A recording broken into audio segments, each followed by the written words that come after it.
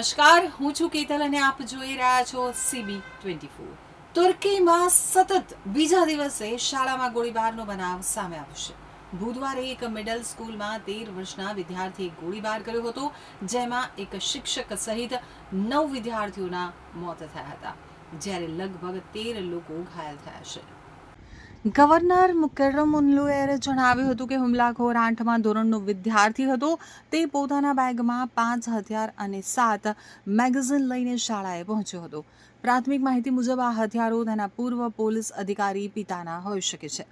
ઘટના બાદ વિસ્તારમાં પોલીસ તૈનાત કરવામાં આવી છે અને તપાસ શરૂ કરવામાં આવી છે।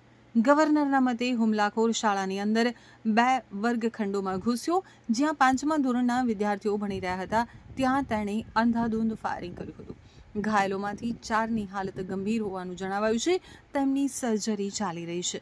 આ દરમિયાન સોશિયલ મીડિયા ઉપર સામે આવેલા વિડીયોમાં જોવા મળ્યું કે ગોળીબાર દરમિયાન ઘણા વિદ્યાર્થીઓ શાળાના બીજા માળેથી કૂદી અને જીવ બચાવવાનો પ્રયાસ કરી રહ્યા હતા। સીસીટીવી ફૂટેજમાં હુમલાખોરને શાળાના કોરિડોરમાં વિદ્યાર્થીઓ પર ગોળીબાર કરતા પણ જોવામાં આવ્યો છે। જો કે આ ફૂટેજની પુષ્ટિ થઈ નથી।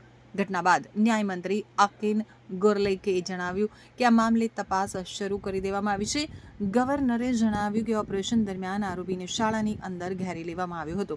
આ દરમિયાન તેણે પોતાને ગોળી મારી દીધી હતી। આ મામલે તપાસ ચાલી રહી છે। તુર્કીમાં શાળામાં ગોળીબારની ઘટનાઓ ખૂબ જ ઓછી બને છે, પરંતુ સતત 2 દિવસમાં બનેલી આ ઘટનાઓએ સુરક્ષા અંગે ચિંતા વધારી દીધી છે।